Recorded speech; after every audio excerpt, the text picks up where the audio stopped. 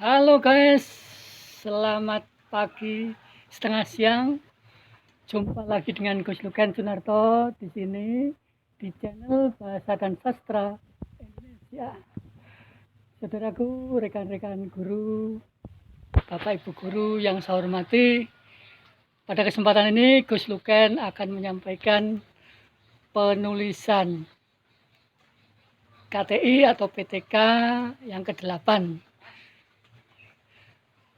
Pada kesempatan ini adalah saya akan menyampaikan tentang menulis makalah.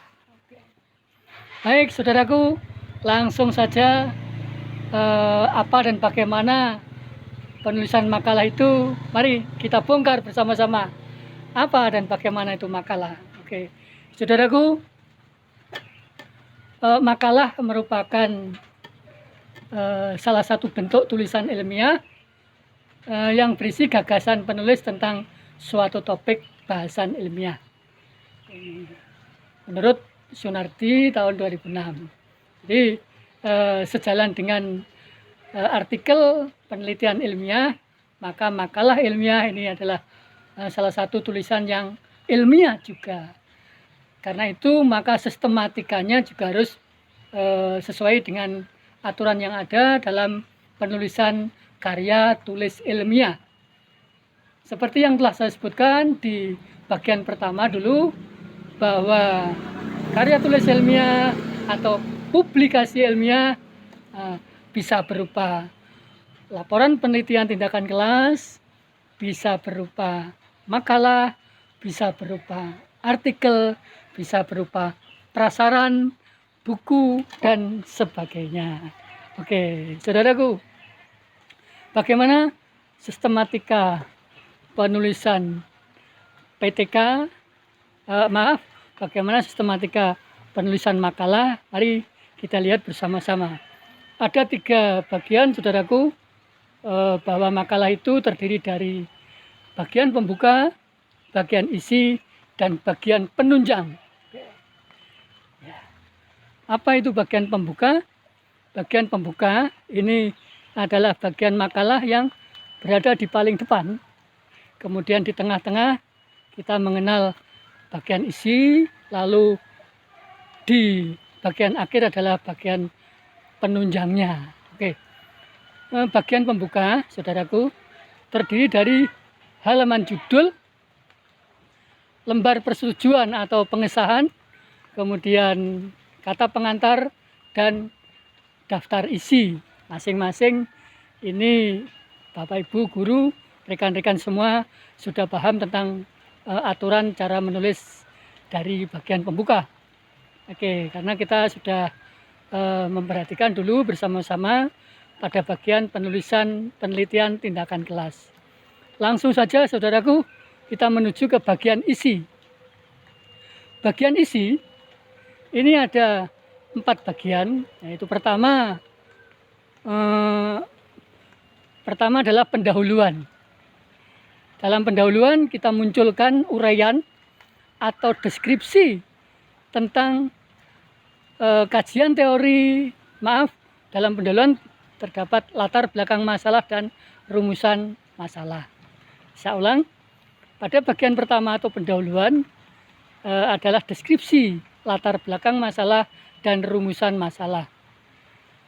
Ini kurang lebihnya isinya sama dengan yang ada di bagian pendahuluan penelitian tindakan kelas. Hanya di dalam makalah ini agak lebih sederhana, tapi hal atau perihalnya adalah sama. Di latar belakang masalah ini adalah deskripsi tentang mengapa kita menulis makalah tersebut. Jawabannya ada di bagian latar belakang masalah. Sementara untuk rumusan masalah adalah suatu pertanyaan, apakah itu satu pertanyaan atau 2 pertanyaan yang terkait dengan kata kunci di judul, yang nanti jawabannya harus muncul, uraiannya harus muncul pada bagian buku karakter makalah tersebut. Oke, rumusan masalah. Kemudian yang bagian yang kedua adalah kajian teori dan analisis masalah. kajian teori ini berkaitan dengan kata kunci yang ada dalam judul, kemudian kita analisis sesuai dengan latar belakang permasalahan yang ada. Apa dan bagaimana. Setelah itu baru di bagian ketiga, penjelasan atau deskripsi tentang upaya pemecahan masalah. Jadi kita bahas di bagian 3. Selanjutnya pada bagian keempat itu berupa simpulan dan saran. Kalau misalnya itu hanya ditulis simpulan saja, maka di bagian keempat cukup bagian keempat simpulan. Tapi jika nanti ada 2 bagian, maka ditulis penutup. Yang pertama simpulan, yang kedua saran. Demikian tentang makalah. Sedangkan di bagian yang penunjang, yang terakhir adalah berupa daftar pustaka. Ini adalah bagian-bagian makalah yang ideal. Yang ideal. Ini bisa disederhanakan lagi. Untuk makalah yang lebih sederhana, cukup ada seperti ini. Oke. A. Pendahuluan atau pengantar. Tentu saja intisari dari yang di atas tadi, latar belakang dan rumusan masalah. Ini pendahuluan atau pengantar. Kemudian isi atau inti. Ini tentu saja merupakan bagian kajian teori dan pemecahan masalah. Atau pembahasan jadi satu dengan yang bagian B. Sederhana. Kemudian yang terakhir berupa penutup atau simpulan. Diakhiri dengan 1 halaman terakhir yaitu daftar pustaka atau daftar rujukan, saudaraku. Jadi ini ada 2 bentuk. Bisa menggunakan bentuk yang pertama tadi, bisa menggunakan bentuk yang kedua ini yang lebih sederhana. A, B, C. Kalau yang di atas tadi Romawi 1, Romawi 2, Romawi 3, dan Romawi 4. Nah. Selanjutnya, saudaraku, mungkin perlu saya informasikan bagaimana cara pembatasan atau pemilihan topik. Nih. Cara pembatasan atau pemilihan topik ini harus mengikuti syarat atau setidaknya yang pertama, topik harus dikuasai oleh sang penulis. Harus dikuasai. Kalau tidak dikuasai, nanti akan menyulitkan pemakalah sendiri, penyusun makalah. Yang kedua, menarik artinya menarik bagi penulis, juga menarik untuk disampaikan. Yang ketiga, tersedia bahan yang dimaksud adalah buku-buku rujukan sesuai dengan judul yang ada, sesuai dengan kata kunci pada judul yang ada. Minimal ada 3 bahan rujukannya, sehingga dalam menjabarkan kajian teori atau permasalahan yang ada itu secara ilmiah benar. Dan yang terakhir, syarat dari pembatasan topik adalah ada manfaatnya. Ketika kita memunculkan sebuah topik atau judul atau permasalahan, kita berharap itu bermanfaat bagi khalayak, bagi pembaca. Kalau tidak ada manfaatnya, hindari untuk ditulis. Itu, saudaraku. Kemudian, bagaimana bila topik terlalu luas? Nah, ini yang perlu kita pecahkan. Bila topik terlalu luas, maka perlu pembatasan topik dengan melakukan diagram pohon atau diagram akar atau diagram jam. Nah, ini saya contohkan sebagai diagram pohon. Nah, misalnya ini. Kita akan menulis materi pendidikan. Sementara kita tahu, loh, pendidikan itu kan luas. Maka, wah, ini perlu kita batasi. Apakah pendidikan itu di PAUD? Apakah pendidikan dasar? Apakah pendidikan menengah? Lah, pilih salah satu di sana. Nah, ini pendidikan. Pendidikan itu kan luas. Apakah pendidikan luar biasa ataukah pendidikan biasa yang akan kita tulis? Oke. Kita juga bisa bertanya untuk membuat akar tadi. Pengecilan atau diagram pembatasan. Apakah pendidikan formal? Apakah pendidikan informal? Kita pilih salah satu, kita kecilkan. Juga bisa juga, apakah pendidikan berbasis kompetensi yang hasilnya adalah prestasi? Apakah pendidikan berkarakter yang hasilnya adalah karakter tingkah laku siswa? Nah, atau kita berdasarkan isinya mungkin, tujuannya mungkin apakah pendidikan agama, apakah pendidikan seks. Lah inilah teknik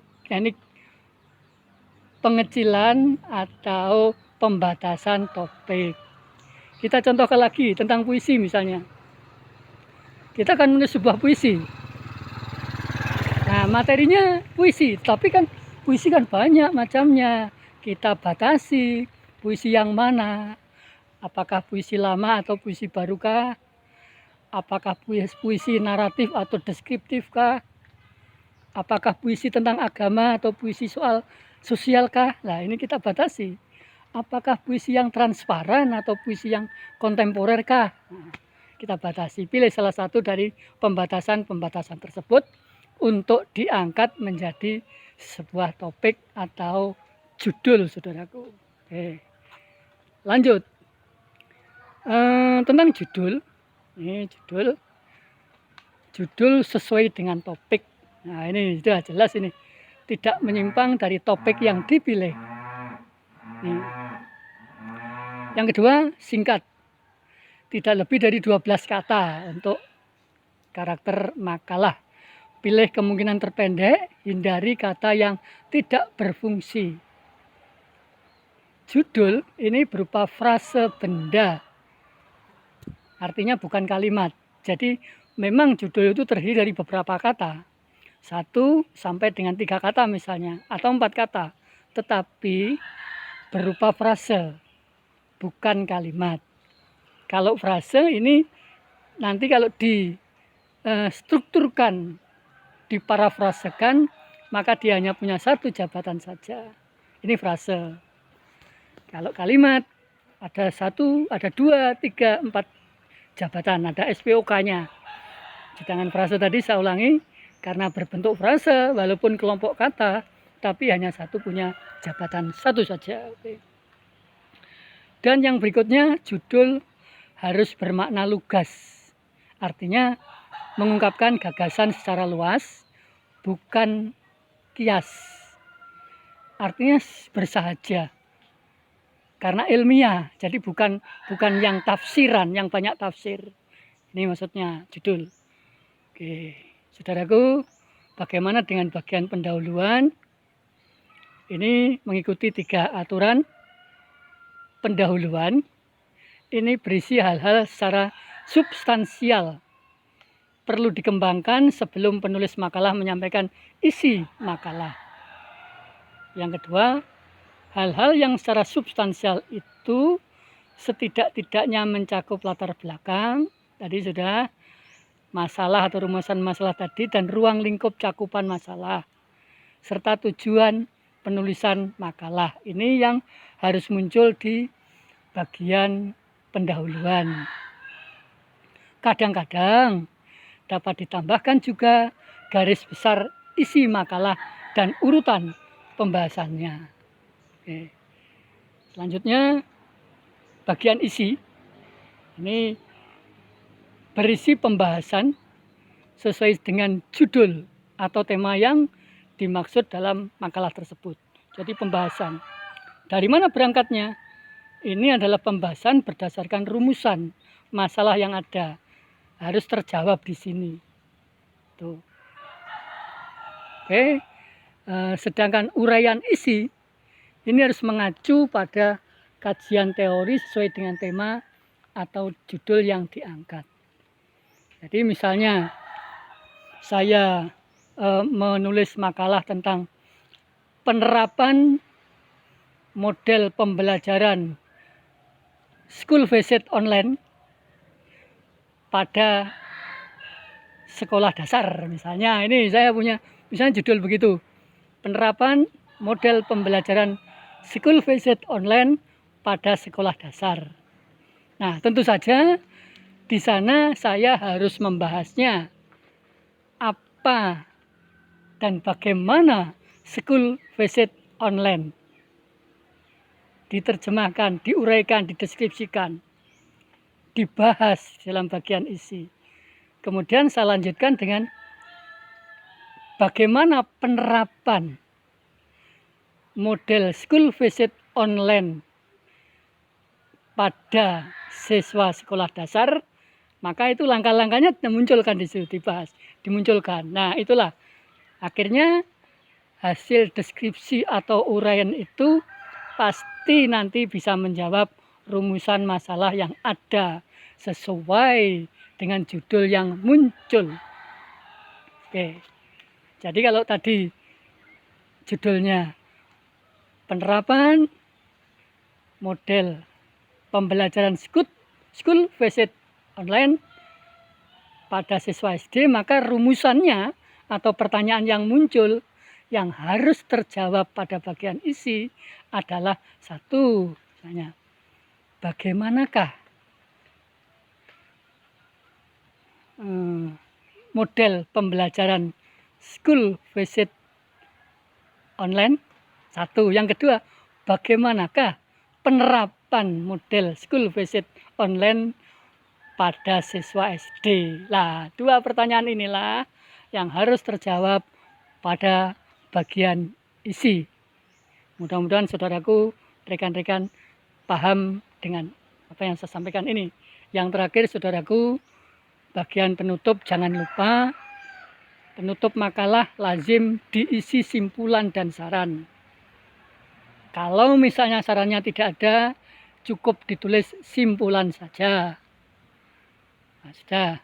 Di samping itu, pada bagian simpulan atau penutup bisa berisi penegasan kembali hal yang penting dari materi yang telah dibahas di atas. Yang terakhir, dalam penutup makalah juga lazim disampaikan saran-saran bila memungkinkan seorang penulis memberikan saran kepada para pembaca. Demikian guys, saudaraku yang berbahagia, para guru, rekan-rekan, apa yang bisa saya sampaikan tentang bagaimana menulis makalah, sebuah karya tulis ilmiah.